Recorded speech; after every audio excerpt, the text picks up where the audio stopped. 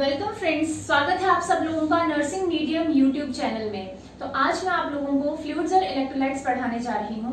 दोस्तों, ये बहुत ही ज्यादा इंपॉर्टेंट टॉपिक है और एक बहुत बड़ा टॉपिक है। तो आज हम सिर्फ फ्लूइड्स के बारे में स्टडी करेंगे और इससे जो नेक्स्ट पार्ट है इसी क्लास का और इसी टॉपिक का, उसमें हम इलेक्ट्रोलाइट्स को स्टडी करेंगे ताकि ओवरबर्डन ना हो और इजीली सबको समझ में आ सके। So let's begin with the topic. तो सबसे पहले फ्लूइड्स। तो फ्लूइड्स क्या होते हैं? लाइक नॉर्मली हमारी बॉडी में एवरेज कितना फ्लूइड रहता है? That is 40 litres. हमारे अप्रोक्सीमेटली 40 लीटर फ्लूइड हमारी बॉडी में होता है और 60% ऑफ बॉडी वेट, जो वो 40% फ्लूइड है वो कितना पार्ट करता है? 60% ऑफ बॉडी वेट हमारा होता है उसके लिए। और इसके दो टाइप्स हैं फ्लूइड्स, दो तरीके का होता है। First one is the intercellular fluids and second one is the extracellular fluid. Intracellular जो सेल के अंदर है, extracellular means outside the cell. तो ये कंपार्टमेंट्स होते हैं। इंट्रासेल्यूलर फ्लूइड कंपार्टमेंट है और दूसरा है एक्स्ट्रासेल्यूलर फ्लूइड कंपार्टमेंट। और जो intracellular fluid compartment and extracellular fluid compartment दो तरीके के होते हैं। तो जो हमारा इंट्रासेल्यूलर फ्लूइड कंपार्टमेंट है वो 2/3 ऑफ द फ्लूइड कंटेन करता है। 2/3 ऑफ फ्लूइड जो होते हैं वो इंट्रासेल्यूलर फ्लूइड कंपार्टमेंट में होते हैं। और अगर हम एक्स्ट्रासेल्यूलर फ्लूइड कंपार्टमेंट की बात करें तो इसमें अप्रोक्सीमेटली 1/3 ऑफ द फ्लूइड हमारा रहता है। 1/3 ऑफ द फ्लूइड मतलब टोटल जितना फ्लूइड है उसमें से 2/3 पार्ट है वो हमारा इंट्रासेल्यूलर में होगा और 1/3 पार्ट है हमारा जो एक्स्ट्रासेल्यूलर में होगा। इसके बाद अगर हम देखें तो जो एक्स्ट्रा सेल्यूलर है उसमें फर्दर और सब क्लासिफिकेशन है, फर्दर और कंपार्टमेंट्स हैं। तो फर्स्ट है हमारा interstitial compartment, second one is intravascular compartment and third one is the transcellular compartments. तो हमारे जो तीन कंपार्टमेंट्स हैं इनका भी अलग अलग कॉम्पोजिशन है कि किस कंपार्टमेंट में कितना फ्लूइड रहता है। और जो इंटरस्टिशियल कंपार्टमेंट है वो है like space between the capillaries और जो हमारे सेल्स हैं, मतलब जो हमारे सेल्स एंड कैपिलरीज के बीच में जो स्पेस है उसको क्या बोलते हैं? Interstitial compartment. तो इंटरस्टिशियल कंपार्टमेंट में कितना फ्लूइड होगा? Approximately 10 to 12 litres. कितना फ्लूइड रहेगा? 10 to 12 लीटर्स। और समटाइम्स जो इंटरस्टिशियल कंपार्टमेंट है इसको हम और क्या इस दूसरे नाम से क्या जानते हैं? दैट इज थर्ड स्पेसिंग भी बोला जाता है। That is interstitial compartment.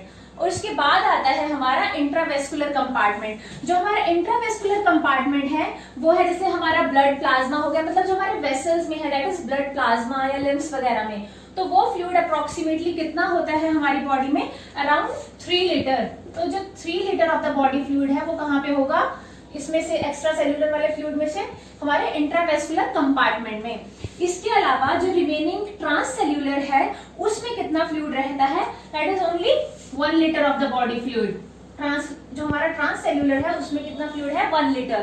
और ट्रांससेल्यूलर में कौन कौन से कंपार्टमेंट्स आते, कौन कौन से पार्ट्स आते हैं? लाइक जैसे हमारा सेरेब्रोस्पाइनल फ्लूइड हो गया, एक्वस ह्यूमर, साइनोवियल फ्लूइड्स वगैरह, तो they are all coming under this transcellular. तो अब मैं आप लोगों को जो फ्लूइड डिस्ट्रीब्यूशन है वो डायग्रामेटिकली बताऊंगी। तो ये हमारे पास डायग्राम है, देखिए यहाँ पे सेल है, ये वेस्कुलर सिस्टम है हमारा।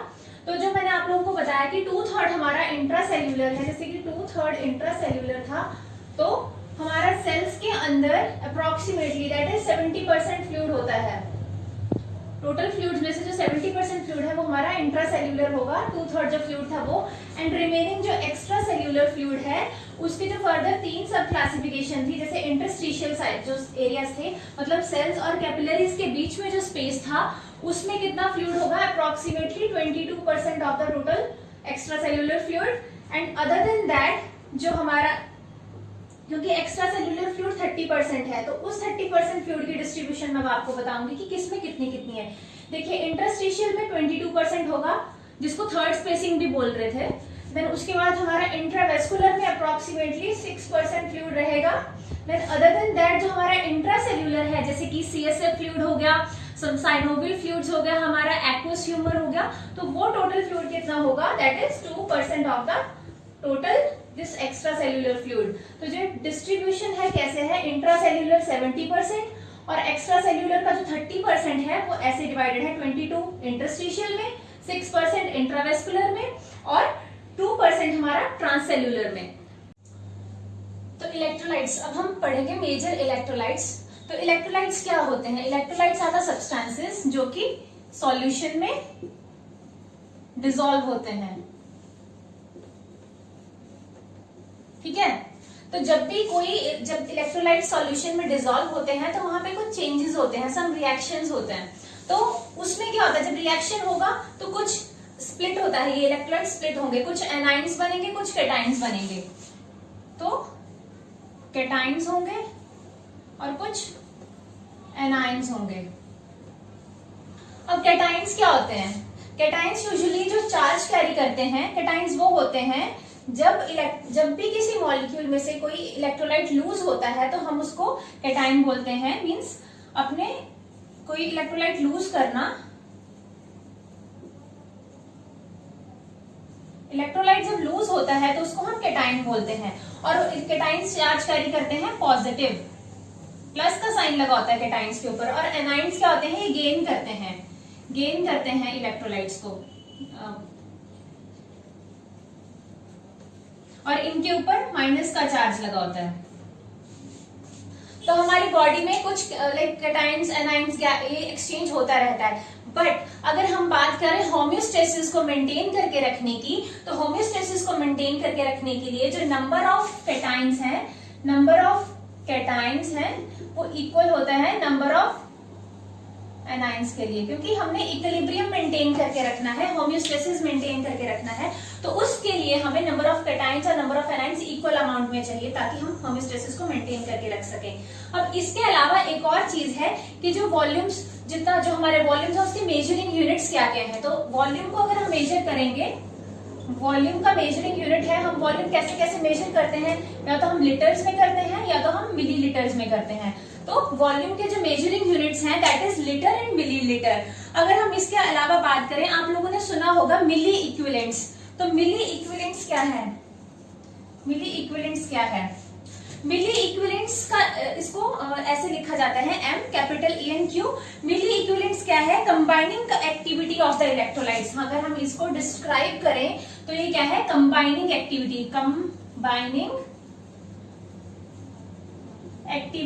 Of electrolytes. मतलब इलेक्ट्रोलाइट्स की जो कंबाइनिंग एक्टिविटी है, एक दूसरे से कंबाइन करने की, मतलब अगर एनायन की कैटायन से, कैटायन की एनायन के साथ कंबाइन करने की जो एक्टिविटी है वो हम कैसे मेजर करते हैं। और मेजर करने के लिए जो हम टर्म लाइक जो मेजरिंग यूनिट है दैट इज मिली इक्विवेलेंट्स।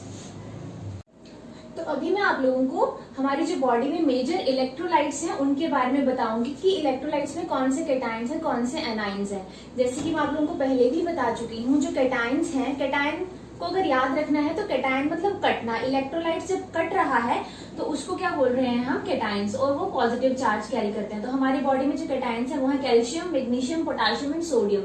तो कैल्शियम की जो नॉर्मल वैल्यू है वो है हमारे पास 8.5 से 10.5 मिली इक्विवेलेंट्स पर लीटर। बट कुछ बुक्स में 8.5 की जगह 9 भी दिया होगा, तो that is almost normal equal. तो उसमें कंफ्यूज नहीं होना है कि हाँ एक बुक में 8.5 है दूसरे में 9 है, तो वो सही है दोनों। नेक्स्ट आता है हमारे पास मैग्नीशियम। मैग्नीशियम का नॉर्मल वैल्यू है 1.5 से 2.5 मिली इक्विवेलेंट्स पर लीटर। एंड जो हमारा पोटेशियम है, पोटेशियम का जो नॉर्मल वैल्यू रहता है दैट इज 3.5 से 5 मिली इक्विवेलेंट्स पर लीटर। एंड उसके बाद आता है सोडियम। सोडियम जो है हमारा, उसकी नॉर्मल वैल्यू है that is 135 to 145 milliequivalents per litre. अब ये तो थे हमारे पास कैटायंस। कैटायंस मैंने आपको जैसे पहले ही बताया कि ये क्या करते हैं, इलेक्ट्रोलाइट्स को लूज करेंगे और इनके ऊपर कौन सा चार्ज होता है? पॉजिटिव चार्ज कैरी करते हैं। अब दूसरी चीज आती है हमारे पास एनायंस। एनायंस में हमारे पास कौन कौन से एनायंस हैं? पहला है हमारा क्लोराइड्स और दूसरा है फॉस्फोरस। जो क्लोराइड्स है डिनोट होता है Cl से, और इसका जो नॉर्मल वैल्यू है that is 97 to 107 milliequivalents per litre. और जो हमारा फॉस्फोरस है उसका जो नॉर्मल वैल्यू रहता है that is 2.6 to 4.6 milliequivalents per litre. अब ये जो एनायंस हैं ये क्या करते हैं? ये इलेक्ट्रोलाइट्स को ये अपना इलेक्ट्रॉन जो है वो गेन करेंगे। इसमें गेन होता है तब ये स्टेबल होता है जाके, और इस पे जो चार्ज रहेगा वो नेगेटिव रहेगा। अब मैं आपको बताऊंगी कि जो हमारी ह्यूमन बॉडी है उसमें अबंडेंटली मतलब भारी मात्रा में पाए जाने वाले कैटायन कौन से हैं, एनायन कौन से हैं डिफरेंट कंपार्टमेंट्स, मतलब एक्स्ट्रा सेल्यूलर कंपार्टमेंट में और इंट्रा सेल्यूलर कंपार्टमेंट में कौन कौन से। तो सबसे पहले है एक्स्ट्रा सेल्यूलर।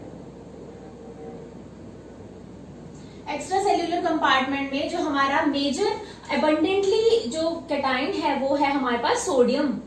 तो सोडियम जो है, अगर एग्जाम में कभी क्वेश्चन आता है कि लाइक 3-4 आपको ऑप्शंस देते हैं, जैसे which of the following is the major cation in the extra cellular compartment, तो उसमें से अगर ऑप्शन सोडियम है और बाकी हैं तो आपने सबसे पहले सोडियम ही चूज करना है, because sodium is the correct answer, जो क्योंकि सोडियम ही अबंडेंटली प्रेजेंट है as a cation in extra cellular compartment में हमारे अबंडेंट। और अगर हम बात करें एक्स्ट्रा सेल्यूलर कंपार्टमेंट में मेजर एनायन की, तो वो है हमारे पास क्लोराइड। तो ये कंबाइन होकर क्या बनता है, सोडियम क्लोराइड बनता है, ठीक है। तो ये कैटायन है सोडियम, और क्लोराइड क्या है हमारे पास, anion, abundant anion in are extra cellular compartment. और हम अगर नेक्स्ट आता है हमारे पास इंट्रा सेल्यूलर, मतलब सेल में, सेल के अंदर, सेल में हमारा जो मेजर कैटायन है दैट इज पोटाशियम,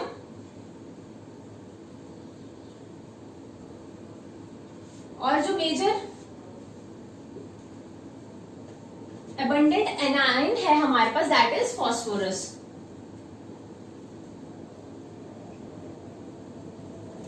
ये है हमारा abundant anion in our intracellular compartment. So guys this is all about the major electrolytes. एक सुपरफिशियल सा ओवरव्यू था, इसका इन डेप्थ हम अलग से करेंगे क्योंकि आज हम सिर्फ फ्लूइड्स ही कवर करेंगे।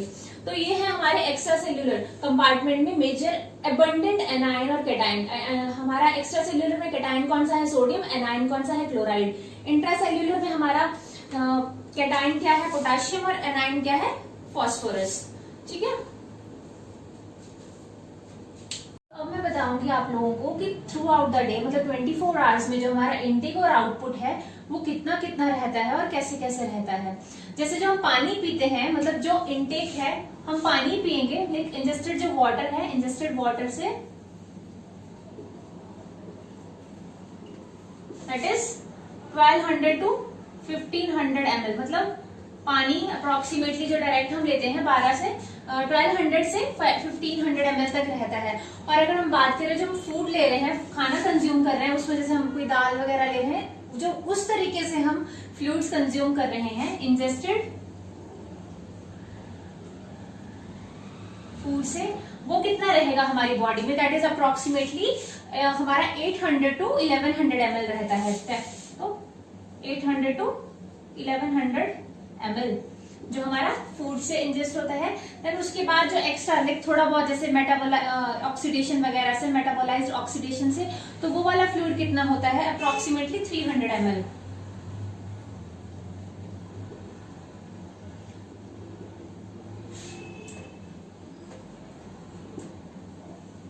ml रहता है।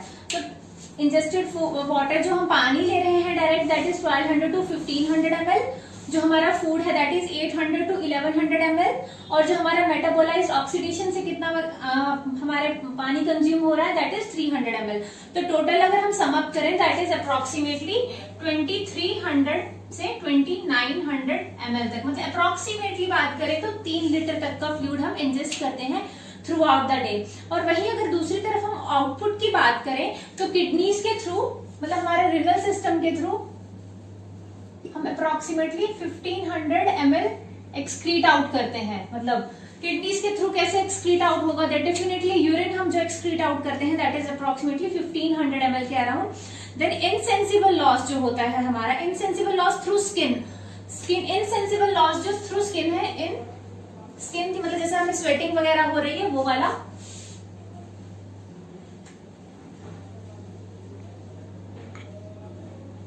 तो वो कितना रहेगा, approximately 600 to 800 ml per day. Then उसके बाद इनसेंसिबल लॉस थ्रू स्किन हो गया। देन थ्रू लंग्स कितना रहता है हमारा, अप्रोक्सीमेटली 400 to 600 ml।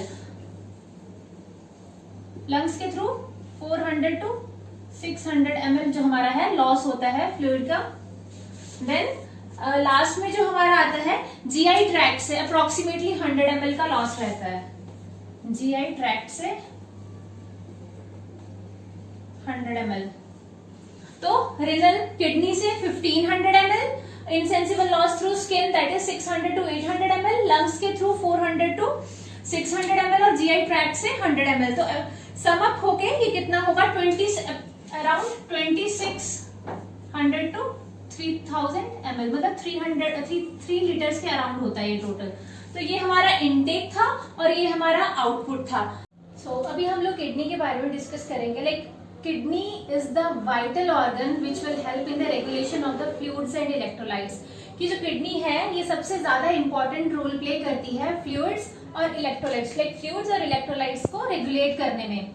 तो किडनी में बेसिकली जैसे दो चीजें हैं, एक एंटी डायरेटिक हार्मोन और ये जो एड्रिनल हार्मोन है, एड्रिनल ग्लैंड है, ये हार्मोन सिक्रीट करेगा एल्डोस्टेरोन, और anti diuretic hormone like vasopressin जो सिक्रीट होता है, तो मैं उसके बारे में बताऊंगी आपको। डायग्राम है ये हमारे पास, जो पिट्यूटरी ग्लैंड है पोस्टीरियर पिट्यूटरी का करती है हमारे पास एड्रिनल वेसोप्रेसिन सिक्रीट करेगी। वेसोप्रेसिन यहाँ पे सिक्रीट होता है जैसे एंटी डायरेटिक हार्मोन बोलते हैं। और दूसरी तरफ जो हमारा एड्रिनल ग्लैंड है जो टॉप ऑफ द किडनी के ऊपर होता है, एड्रिनल ग्लैंड, ये क्या सिक्रीट करता है, एल्डोस्टेरोन। जो एड्रिनल ग्लैंड है इसको हम प्रिंसिपल रेगुलेटरी हार्मोन भी बोलते हैं किडनी का। लाइक क्यों? क्योंकि ये क्या करता है, सोडियम की रिअब्जॉर्प्शन में हेल्प करता है, रेगुलेट करता है किडनी में उसको। तो इसीलिए इसको जो एल्डोस्टेरोन है एड्रिनल ग्लैंड का सिक्रीट करेगा, एल्डोस्टेरोन। और इसको हम क्या बोलते हैं, लेकिन ये मिनरलोकॉर्टिकॉइड्स हैं।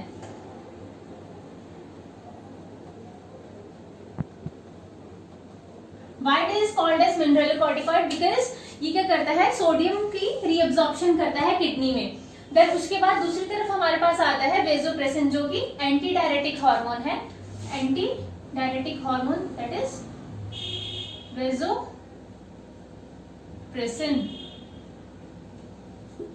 वेसोप्रेसिन का सबसे इंपॉर्टेंट फंक्शन क्या है, ये क्या करेगा, रेगुलेट करेगा वाटर की रीअब्जॉर्प्शन को हमारी किडनी में।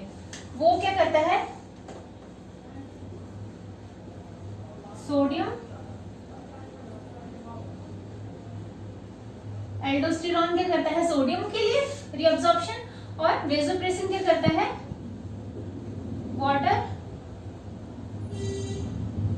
Water reabsorption. तो जिस डिजीज कंडीशन में अगर वेसोप्रेसिन बहुत ज्यादा रिलीज हो रहा है, लाइक SIADH में, तो उस कंडीशन में क्या होता है, वाटर रीअब्जॉर्प्शन बहुत ज्यादा होती है, मतलब बहुत ज्यादा वाटर रीअब्जॉर्ब होता है और यूरिन आउटपुट कम हो जाती है, और उसको हम क्या बोलते हैं, diluted hyponatraemia. Why it is called diluted hyponatraemia? Because body में जो है वो फ्लूइड बहुत ज्यादा हो जाएगा, उस फ्लूइड के कंपैरिजन में जो हमारी बॉडी वो सोडियम है वो कम होगा। इट इज लाइक इसीलिए उसको क्या बोलते हैं, डाइल्यूटेड, मतलब ओवर डाइल्यूशन हो रही है। तो दैट इज व्हाई जो SIADH है उसको हम डाइल्यूटेड हाइपोनेट्रीमिया भी बोलते हैं। तो ये एंटी डायरेटिक हार्मोन है जो हमारा पिट्यूटरी ग्लैंड से रिलीज होता है और हमारा डिस्टल कॉन्वोल्यूटेड ट्यूब्यूल्स पे एक्ट करता है, जहां से ये क्या करेगा, हमारा वाटर रीअब्जॉर्प्शन करवाएगा। एंड दूसरी तरफ जो हमारा एड्रिनल ग्लैंड है जिस वो क्या सिक्रीट करता है, एल्डोस्टेरोन। एल्डोस्टेरोन को हम मिनरलोकॉर्टिकॉइड भी बोलते हैं। ये क्या करता है, सोडियम की रीअब्जॉर्प्शन करेगा और वाटर की रेगुलेशन करता है। क्या करेगा, सोडियम की रीअब्जॉर्प्शन और वाटर बैलेंस करके रखता है जो हमारा एड्रिनल ग्लैंड है। तो ये है मेन फंक्शन कि किडनी कैसे वाटर बैलेंस करती है और कैसे ये सोडियम बैलेंस करती है। नेक्स्ट है fluid volume excess and deficient. तो जो फ्लूइड वॉल्यूम एक्सेस है ये हम कब बोलेंगे और डेफिशिएंट कब बोलेंगे। एक्सेस कब बोलते हैं, जब हमारा over intake of the fluids होता है या फिर ऐसी कोई कंडीशन जिसमें वाटर रिटेंशन ज्यादा है। तो जैसे कि इनटेक ज्यादा है, मोर इनटेक, या फिर रिटेंशन ऑफ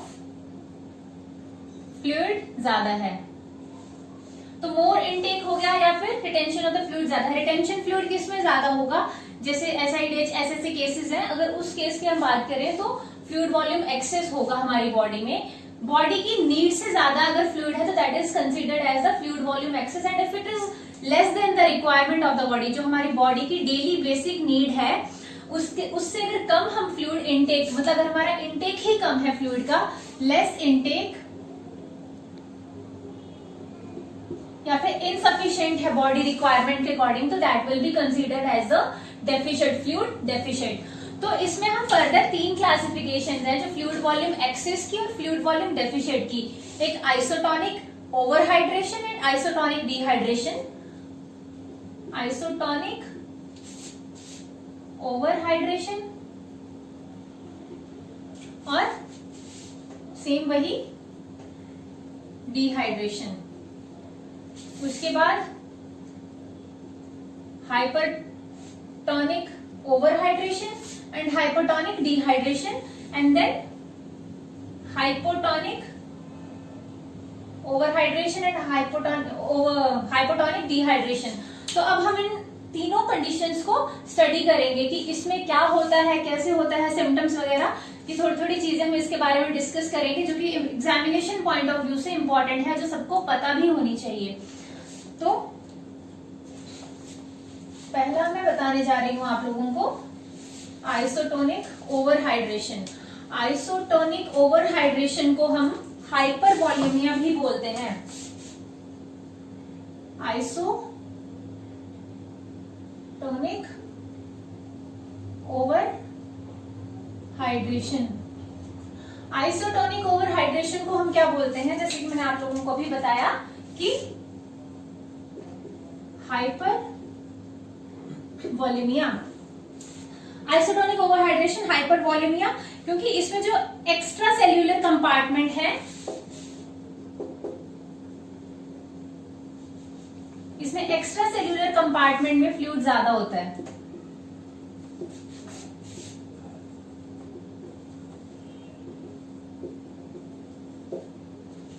तो आइसोटोनिक ओवरहाइड्रेशन में क्या रहेगा, एक्स्ट्रा सेल्यूलर कंपार्टमेंट में जो फ्लूइड होगा वो ज्यादा होगा, और इसमें फ्लूइड शिफ्ट नहीं होता है इंट्रासेल्यूलर और एक्स्ट्रा सेल्यूलर कंपार्टमेंट में। एक सबसे इंपॉर्टेंट चीज कि जो आइसोटोनिक ओवरहाइड्रेशन है, इसमें fluid shift doesn't takes place intracellular और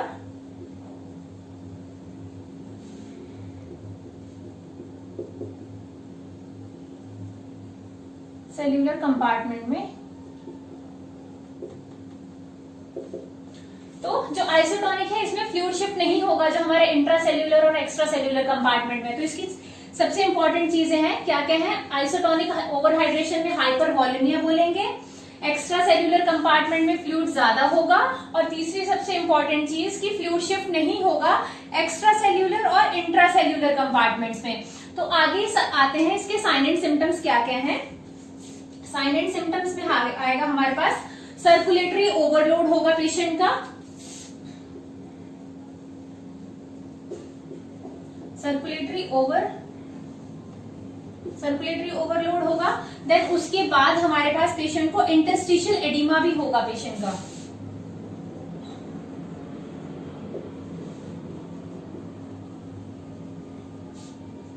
देन नेक्स्ट आता है हमारे पास पेशेंट, अगर डेफिनेटली सर्कुलेटरी ओवरलोड है तो चांसेस आर देयर कि पेशेंट को हार्ट फेलियर भी हो सकता है, heart failure and other than that pulmonary oedema. So these are the sign and symptoms of this isotonic overhydration। कि अगर आइसोटोनिक फ्लूइड्स जो है, आइसोटोनिक फ्लूइड्स आप लोगों को पता है कि कौन कौन से हैं, मैंने पिछली क्लास में भी आप लोगों को बताया था कि आइसोटोनिक फ्लूइड्स जैसे कि 0.9% सलाइन हो गया हमारा, RL हो गया, दीज आर द आइसोटोनिक सलाइंस। अगर हम आइसोटोनिक सलाइन लाइक 0.9% MS या फिर RL रिक्वायर्ड अमाउंट से ज्यादा देते हैं, ओवर एडमिनिस्टर कर देते हैं, तो पेशेंट को ये साइन एंड सिम्टम्स अराइज हो सकते हैं, जैसे circulatory overload, interstitial oedema, heart failure में अराइज एंड पेशेंट में suffer with the pulmonary oedema. तो this is all about the isotonic overhydration. So next आता है हमारे पास isotonic dehydration. Isotonic dehydration is a condition जिसको हम क्या बोलते हैं, हाइपोवॉल्यूमिया। और इसके सबसे इंपॉर्टेंट चीज क्या है कि इसमें जो फ्लूइड लॉस है that is equal to the electrolyte loss, मतलब जितना फ्लूइड लॉस होगा उतना ही इलेक्ट्रोलाइट्स का लॉस होगा।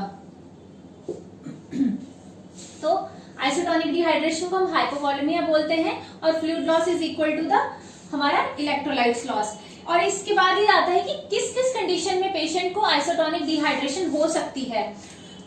और इसमें सबसे इससे भी ज्यादा इंपॉर्टेंट चीज है कि जैसे मैंने आपको बताया कि आइसोटोनिक ओवरहाइड्रेशन में फ्लूइड शिफ्टिंग नहीं होती है, लेकिन जो आइसोटोनिक डिहाइड्रेशन है यहाँ पे फ्लूइड शिफ्टिंग होगा कंपार्टमेंट्स में।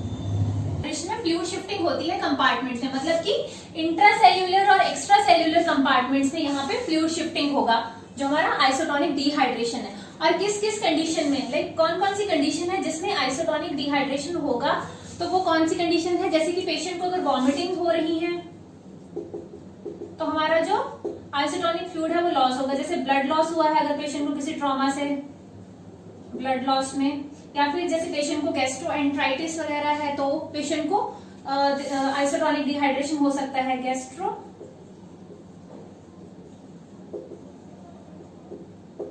गैस्ट्रोएंटराइटिस। और कंडीशंस हैं जैसे डायरिया वगैरह हो गया अगर पेशेंट को, तो उस कंडीशन में भी अगर पेशेंट को डायरिया है तो पेशेंट को आइसोटोनिक डिहाइड्रेशन हो सकती है। तो जब ये वाली कंडीशंस होंगी तो हम इन कंडीशंस को कैसे रिवर्ट बैक करेंगे, by giving the isotonic salines only. कौन कौन से होते हैं आइसोटोनिक सलाइंस, 0.9% NS, RL वगैरह देते हैं इन कंडीशंस में। तो अब आता है कि कौन कौन से साइन एंड सिम्टम्स अराइज होंगे हमारे पास। साइन एंड सिम्टम्स क्या होंगे इसके, जैसे कि डिक्रीज सर्कुलेटरी वॉल्यूम होगा हमारा, या फिर इनएडिक्वेट टिश्यू परफ्यूजन। तो साइन एंड सिम्टम्स क्या क्या ऑब्जर्व करेंगे हम पेशेंट का, डिक्रीज सर्कुलेटरी वॉल्यूम या फिर डिक्रीज टिश्यू परफ्यूजन। डेफिनेटली अगर सर्कुलेटरी वॉल्यूम डिक्रीज है तो जो टिश्यूज है उनका परफ्यूजन कम होगा ही होगा, क्योंकि वहां पे एडिक्वेट अमाउंट ऑफ ब्लड और ऑक्सीजन नहीं पहुंच पा रहा है, तो पेशेंट में सफर, लाइक ये दोनों कंडीशंस अराइज होंगी। अब इसके अलावा और क्या हो सकता है पेशेंट का, जो उसके लिवर और पैनक्रियाटिक एंजाइम्स हैं वो भी एलिवेटेड होंगे, हो सकते हैं पेशेंट के लिवर एंड जो उसके पैनक्रियाटिक एंजाइम्स हैं वो एलिवेटेड होंगे। अब अगर हम ट्रीट नहीं करते हैं आइसोटोनिक डिहाइड्रेशन, अगर पेशेंट को कंडीशन अराइज हुआ है तो उस कंडीशन में क्या क्या कॉन्सिक्वेंसेज हैं जो अराइज हो सकती हैं, तो उसमें हमारे पास आता है like if this condition remains untreated. और अगर हम बात करें तो कॉम्प्लिकेशंस क्या अराइज हो सकती हैं इसकी, पेशेंट को रिनल फेलियर हो सकता है, रिनल फेलियर हो सकता है। इसके अलावा मसल ब्रेकडाउन,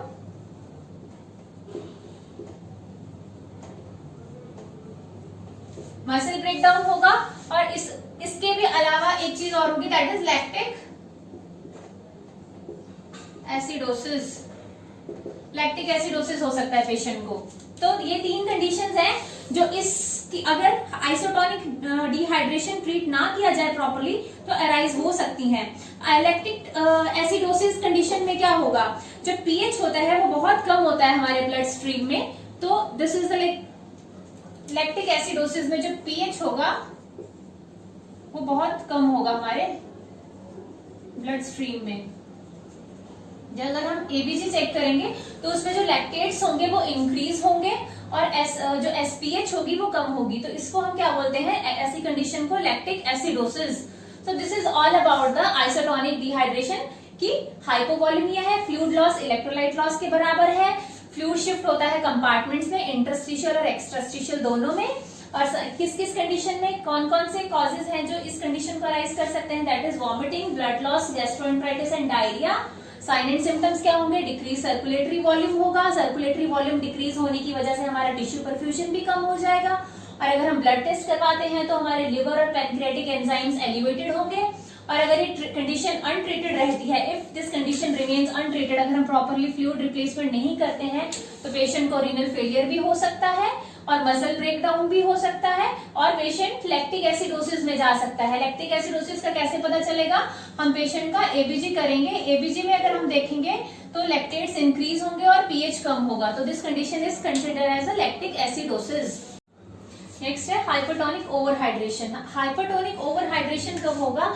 जब एक्सेसिव सोडियम इनटेक होगा, एक्सेस सोडियम इनटेक, या फिर like therapy, like excessive therapy, bicarb therapy से, बाइकार्बोनेट्स अगर ज्यादा दे दिए हैं bicarb therapy,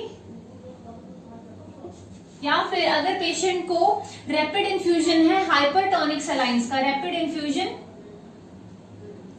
infusion of hypertonic सलाइंस, जैसे कि मैंने आपको पिछली क्लास में भी बताया था हाइपरटोनिक सलाइन कौन से हैं, 3% सलाइन वगैरह। अगर हम रैपिडली इन्फ्यूज करते हैं तो डेफिनेटली पेशेंट हाइपरटोनिक ओवरहाइड्रेशन में चला जाएगा। तो इसमें होता क्या है, बेसिकली जो हमारा इंट्रासेल्यूलर है, लाइक सेल्स के अंदर जो है वॉल्यूम वो डिक्रीज हो जाता है, और एक्स्ट्रा सेल्यूलर, इंट्रासेल्यूलर वॉल्यूम क्या होगा, डिक्रीज हो जाएगा, एक्स्ट्रा सेल्यूलर वॉल्यूम क्या होता है, इंक्रीज हो जाता है, क्योंकि हाइपरटोनिक सलाइन देने की वजह से जो सेल्स के अंदर वाला वाटर है वो बाहर चला जाता है, वहां से रिमूव हो जाएगा वहां वाटर, तो उसकी वजह से जो एक्स्ट्रा सेल्यूलर वॉल्यूम है डेफिनेटली वो इंक्रीज कर जाएगा। जब वहां पे इंक्रीज करेगा तो जो इंट्रा सेल्यूलर वॉल्यूम है वो कॉन्ट्रैक्ट कर जाता है।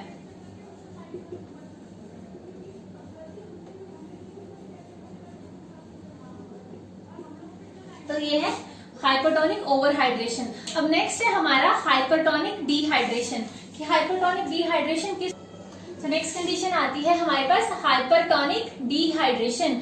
हाइपरटोनिक डिहाइड्रेशन कब होगा? जब किस लिए होता है, like due to the increase fluid loss, जब एक्स्ट्रा फ्लूइड लॉस होता है उस कंडीशन में हमारा हाइपरटोनिक डिहाइड्रेशन होगा। मतलब जो हमारे सॉल्यूट्स जितने भी हैं या मिनरल्स जो भी हैं हमारे बॉडी में, इलेक्ट्रोलाइट्स जो हैं वो सारे लॉस, वहां से सारा लॉस हो जाता है। तो ऐसी कौन कौन सी कंडीशन है, जैसे एक्सेसिव पर्सपिरेशन,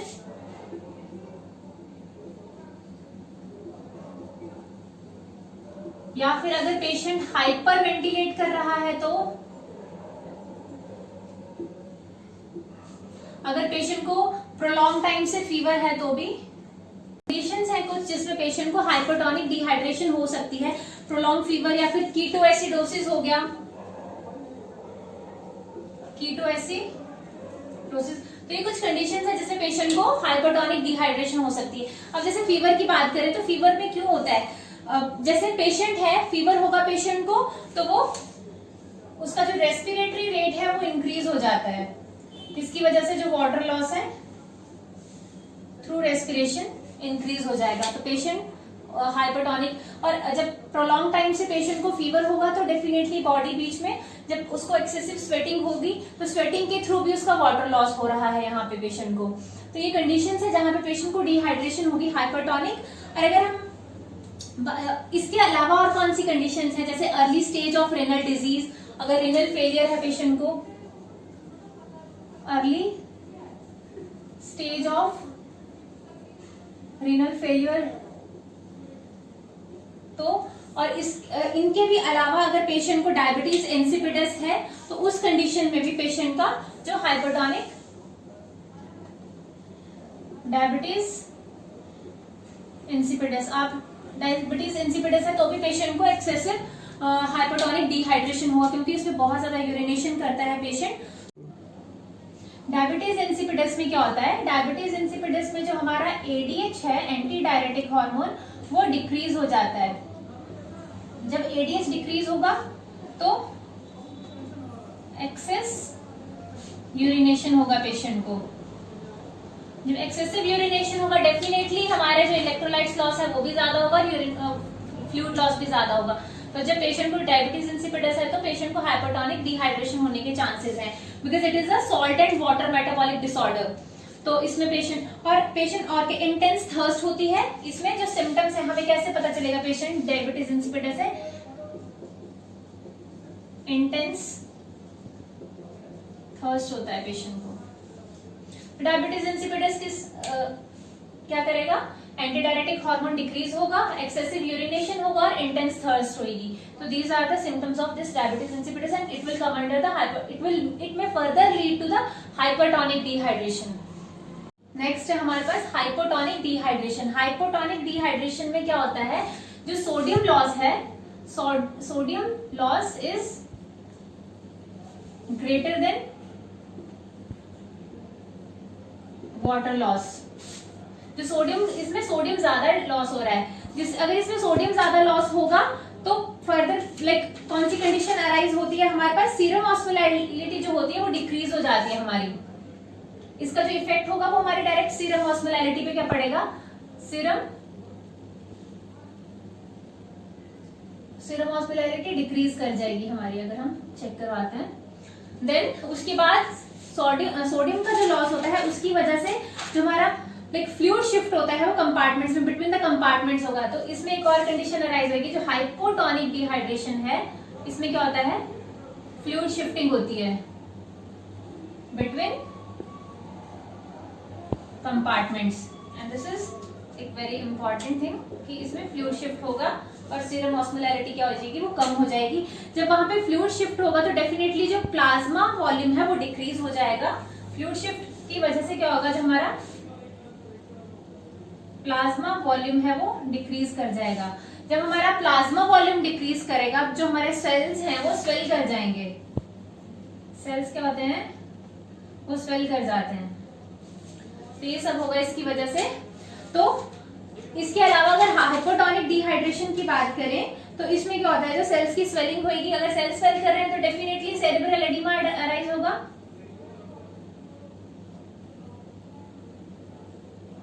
मैंने इवन पिछली क्लास में भी आप लोगों को बताया था कि हाइपोटोनिक अगर अगर हाइपोटोनिक फ्लूइड्स कम हो रहे हैं हमारी बॉडी में तो इसकी वजह से ये सब चीजें हो सकती हैं।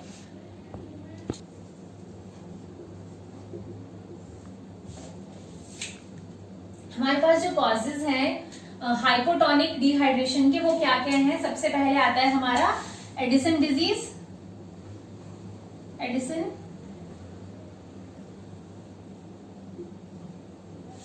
डिजीज आएगा हमारा। और इसके अलावा और कौन सी डिजीज कंडीशंस हैं जो इसको अराइज करती हैं, लाइक अगर हमारा रीनल ट्यूबुलर डिजीज है, renal tubular disorders, Addison disease, renal tubular disorders. और हमारे पास अगर पेशेंट डायरेटिक्स पे है, डायरेटिक्स लाइक अगर पेशेंट लूप डायरेटिक्स ले रहा है या फिर थायजाइड डायरेटिक्स ले रहा है, तो भी लूप डायरेटिक्स में जैसे हमारा फ्रोसेमाइड वगैरह आ गया, थायजाइड डायरेटिक्स में जैसे हमारा क्लोरथायजाइन वगैरह आ गया। तो अगर ये पेशेंट अगर प्रोलॉन्ग टाइम से डायरेटिक्स ले रहा है ये दोनों, तो पेशेंट में गो इन द हाइपोटोनिक डिहाइड्रेशन। तो ये कंडीशन अराइज हो सकती है। और इसके अलावा अगर पेशेंट ऑस्मोटिक डायरेटिक्स पे है तो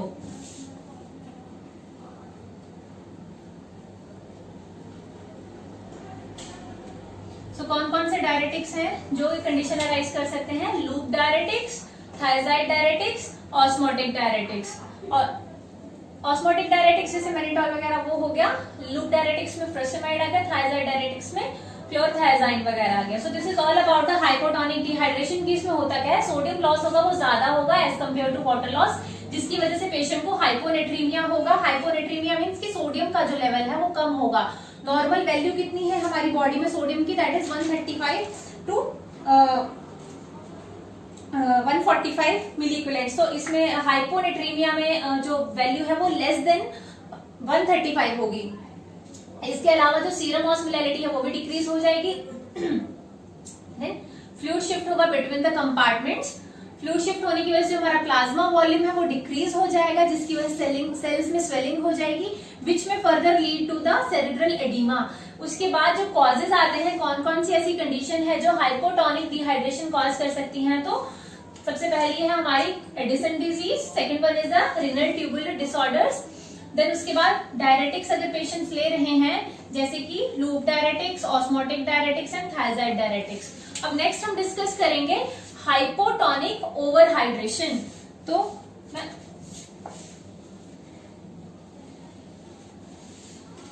हाइपोटोनिक ओवरहाइड्रेशन। हाइपोटोनिक ओवरहाइड्रेशन को हम वाटर इंटॉक्सिकेशन भी बोलते हैं, वाटर इंटॉक्सिकेशन। तो प्लीज इसको मार्क कीजिए, that is very important. Which condition is also known as water intoxication या फिर हाइपोटोनिक ओवरहाइड्रेशन को क्या बोला जाता है? तो हमारा आंसर क्या होगा? Water intoxication. इसमें क्या होता है, जो हमारा इंट्रासेल्यूलर फ्लूइड कंपार्टमेंट है वहां पे जो वॉल्यूम है, एक्सेस वॉल्यूम, लाइक फ्लूइड जो है वो मूव करता है इंट्रासेल्यूलर कंपार्टमेंट में। जो फ्लूइड्स है वो ज्यादा कहां पे होंगे? हमारे इंट्रासेल्यूलर कंपार्टमेंट में, जिसकी वजह से अगर इंट्रासेल्यूलर कंपार्टमेंट में फ्लूइड्स इंक्रीज होंगे तो जो हमारा बॉडी फ्लूइड कंपार्टमेंट है वो एक्सपैंड कर जाएगा। Expansion of body fluid compartment. जब expansion of body fluid compartment होगा तो उस चीज से क्या होगा? जो इलेक्ट्रोलाइट्स है उनका इंबैलेंस हो जाएगा। ठीक है, फर्दर कॉज करेंगे इलेक्ट्रोलाइट इम्बैलेंस। इलेक्ट्रोलाइट इम्बैलेंस जैसे इसके जैसे कॉजेज हैं हमारे पास इस हाइपोटोनिक ओवरहाइड्रेशन के, तो क्या क्या है हमारे पास? वो जैसे अर्ली रिनल डिजीज या फिर SIADH, syndrome of inappropriate anti diuretic hormone. Syndrome of inappropriate anti diuretic hormone में क्या होता है? जो हमारा एंटी डायरेटिक हार्मोन होता है वो एक्सेसिव अमाउंट में रिलीज होगा। जब एक्सेसिव अमाउंट में हमारा एंटी डायरेटिक है, इंक्रीज एंटी डायरेटिक हार्मोन, इसमें क्या होता है? अगर anti diuretic hormone excessive amount में रिलीज हो रहा है तो ये क्या करेगा? हमारा जो यूरिन आउटपुट है, डिक्रीज यूरिन आउटपुट, जो हमारा यूरिन आउटपुट है वो डिक्रीज हो जाएगा। यूरिन आउटपुट डिक्रीज होगा तो इसका मतलब क्या है कि हमारी जो बॉडी में फ्लूइड्स है वो ज्यादा हो रहा है, ओवरहाइड्रेटेड हो रहे हैं हम। तो ओवरहाइड्रेशन लाइक एक्सेसिव हो जाएगा वाटर रिटेंशन, बॉडी में एक्सेसिव वाटर रिटेंशन होने की वजह से जो हमारी यूरिन ऑस्मोलैलिटी होती है वो डिक्रीज कर जाएगी। डिक्रीज यूरिन ऑस्मोलैलिटी और इंक्रीज सीरम ऑस्मोलैलिटी। ठीक है, तो decrease urine osmolality and increase serum osmolality होगी। और जो इसको हम एक और नाम से जानते हैं, that condition, like another name of this condition is diluted hyponatraemia. Diluted hyponatraemia. तो अगर डाइल्यूटेड हाइपोनेट्रीमिया है तो भी पेशेंट को हाइपोटोनिक, अगर SIADH है तो पेशेंट को हाइपोटोनिक डिहाइड्रेशन हो सकता है। इसके अलावा और क्या कंडीशंस हैं जिसमें पेशेंट को हाइपोटोनिक ओवरहाइड्रेशन होगा? तो जैसे अगर हम वुंड इरिगेशन करते हैं, wound irrigation with hypotonic salines, wound irrigation with hypotonic salines अगर हो रहा है तो भी पेशेंट को हाइपोटोनिक ओवरहाइड्रेशन होने के चांसेस हैं। इसके अलावा अगर पेशेंट को डिहाइड्रेशन है, आइसोटोनिक लॉस हुआ है बॉडी से, बट अगर हम उस आइसोटोनिक लॉस को रिप्लेस कर रहे हैं हाइपोटोनिक सलाइन से, आइसोटोनिक लॉस या फिर डिहाइड्रेशन है और अगर रिप्लेस किया जा रहा है हाइपोटोनिक सलाइन से, तो उसमें भी चांसेस हैं कि पेशेंट को हाइपोटोनिक ओवरहाइड्रेशन हो सकता है। So this is all about the overhydration, hypotonic overhydration. So मैं एक बार रिवाइज कर देती हूँ कि हाइपोटोनिक ओवरहाइड्रेशन को हम वाटर इंटॉक्सिकेशन भी बोलते हैं। इसमें जो फ्लूइड है वो इंट्रासेल्यूलर कंपार्टमेंट्स में ज्यादा हो जाता है, जिसकी वजह से जो बॉडी फ्लूइड एक कंपार्टमेंट है वो एक्सपैंड कर जाएगा, expansion of the body fluid compartments. और इसके कॉजेज क्या क्या हैं? Early renal disease like early stage of renal failure, और SIADH like syndrome of inappropriate anti diuretic hormone, जिसमें कि हमारा जो एंटी डायरेटिक हार्मोन है वो इंक्रीज हो जाएगा, जो क्या करता है हमारा यूरिन आउटपुट को कम कर देगा और वाटर की रीअब्सॉर्प्शन को हमारे रिनल में किडनी में इंक्रीज करता है, जिसकी वजह से हमारा जो यूरिन ऑस्मोलैरिटी है वो डिक्रीज कर जाएगी और सीरम ऑस्मोलैरिटी क्या होती है, इंक्रीज हो जाएगी। और इसके अलावा किस किस कंडीशन में, कौन कौन सी ऐसी कंडीशंस हैं जो कि हाइपोटोनिक ओवरहाइड्रेशन कॉज करेंगी, एक वुंड इरिगेशन, जैसे ओपन वुंड इरिगेशन है, अब्डोमेन सर्जरीज हैं, कोई और वुंड्स हैं, अगर हम उन वुंड्स को इरिगेट कर रहे हैं विद द हाइपोटोनिक सलाइंस तो भी पेशेंट को हाइपोटोनिक दिस ओवरहाइड्रेशन होने के चांसेस हैं। देन इसके अलावा अगर आइसोटोनिक फ्लूइड लॉस हुआ है बॉडी का, आइसोटोनिक डिहाइड्रेशन है पेशेंट को, बट अगर हम उस आइसोटोनिक डिहाइड्रेशन को रिप्लेस कर रहे हैं या फिर ट्रीट कर रहे हैं विद द हाइपोटोनिक सलाइंस, तो उस कंडीशन में पेशेंट को चांसेस है कि हाइपोटोनिक ओवरहाइड्रेशन होने के हो सकते। So guys, this is all about the fluids. Electrolytes का जो पार्ट है वो हम नेक्स्ट वीडियो में मैं आप लोगों को डिस्कस करूंगी, क्योंकि बहुत बड़ा टॉपिक है, एक साथ पूरा समझ में नहीं आएगा अगर हमें अच्छे से समझना है। तो प्लीज अपने जो फीडबैक है मुझे नीचे कमेंट सेक्शन में जरूर बताएं और प्लीज सब्सक्राइब करना ना भूलें मेरे चैनल को। Thank you so much for watching my video.